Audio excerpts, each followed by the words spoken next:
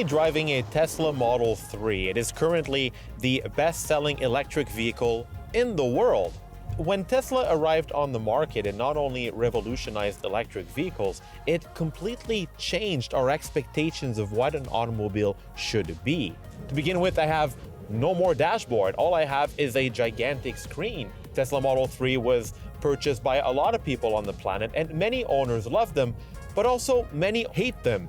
Uneven panel gaps, bumpers falling off the highway, paint chipping away, and trunks not closing properly. In many ways, this is kind of like a beta for an electric car, and unfortunately, it's the consumer that has to pay for it. But even with all these build quality shenanigans, Tesla remains a very, very popular electric car. And to be fair, nobody offered something comparable to this car. Well, that just changed. It's called the Polestar 2, and no, it's not named after a Swedish pole dancer. It's actually created by Volvo. Yes, a Polestar used to be a high-performance division for Volvo. I mean, they used to manufacture Volvo's race cars.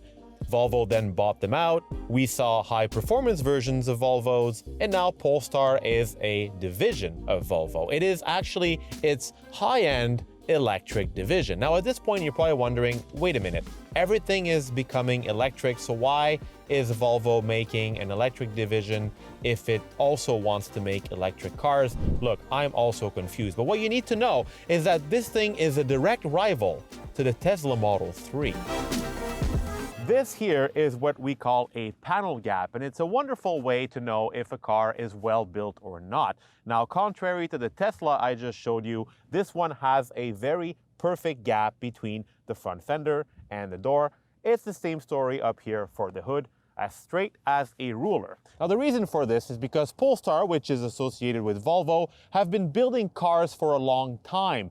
Volvo knows how to build vehicles. I mean, it's been in business for over 50 years. And it's the same story when you test the car's solidity. When I open and shut the door, it sounds very solid. This thing is built like a rock. Right off the bat, it seems a lot better built than the California rival. Now let's go see how this thing drives.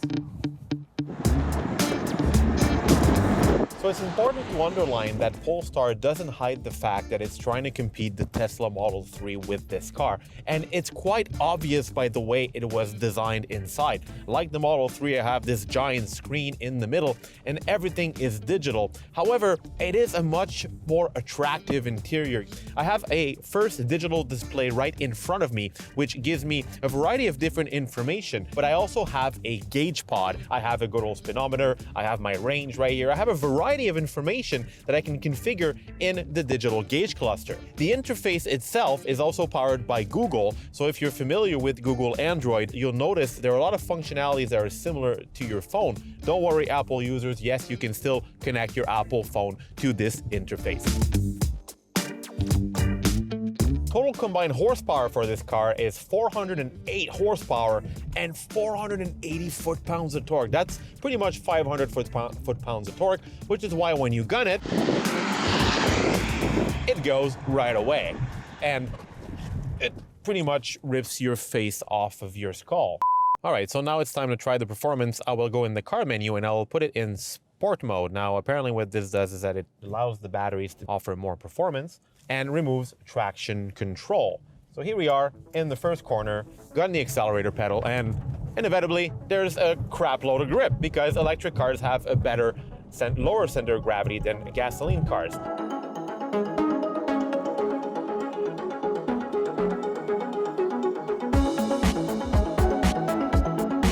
Contrary to a Tesla Model 3, which will come standard with rear-wheel drive, and then you have to pay extra for the dual motor all-wheel drive configuration. This one comes out of the box with two motors, one in the front, one in the rear. So the car is always sensing exactly where it wants to distribute the power. You get torque vectoring. Basically, this all translates to kick-ass handling. You just gun it and you're flying. You always have to check your speedometer because obviously this could steal your driver's license pretty quickly. However, the Polestar 2, you probably noticed it's a car that's quite lifted off the ground. It's kind of something between a sedan and an SUV. So you do kind of feel body roll, but it's got really good reflexes. The chassis is in really solid. It's got low profile tires, so you're really sensing everything that's happening on the road. So is it comfortable? Yes, it is, but it's also kind of jagged sometimes. It's a bit choppy. I just wish it had a bit of sound though. I'm going pretty quickly, but you never heard it. Because an electric car is so quiet, it really allows you to listen to the car's build quality. It allows you to hear if you have any rattles or any shaking components in the cabin. In this case, there's absolutely nothing. It's impeccably quiet. Then there's the way Polestar sells you the vehicle. Now, I know what you're thinking. Tesla also does home deliveries, but Polestar have what they call Polestar Spaces.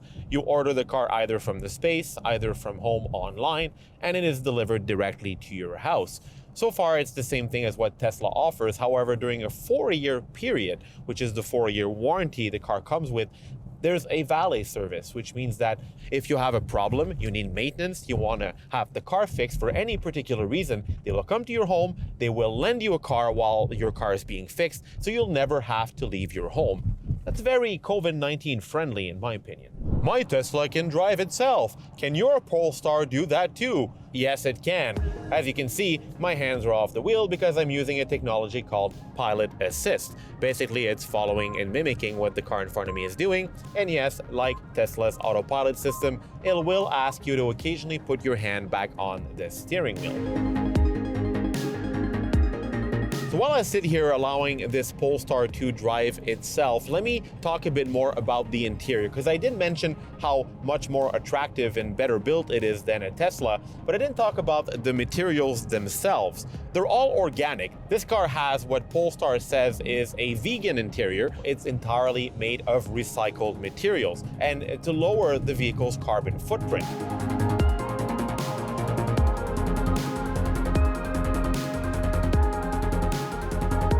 Now I'm wondering if Polestar is going to offer a high performance version of this car, because right now it only comes in this spec with this battery and this performance. I've been driving this thing all day. We're in winter, and so far what I'm seeing on the trip computer versus what the range is showing me is pretty much the same. It's still displayed 375 kilometers, even with the heater on and the heated seats on as well.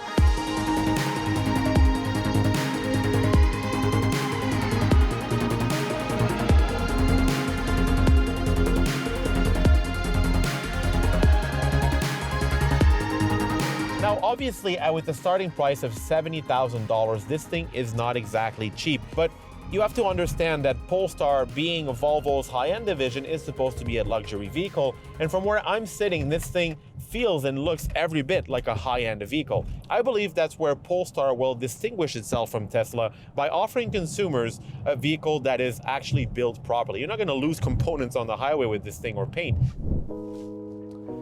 It'll definitely take a long time for Polestar to catch up Tesla from a sales standpoint, but the foundation is really good. Now, with 3 Polestar Spaces across Canada, an aggressive starting price, a well-built vehicle, and a very interesting delivery service, Polestar really has everything it needs to take on Elon Musk's electric machine. Now, all we need are more vehicles from this brand, perhaps an SUV, and what I want is a high-performance model.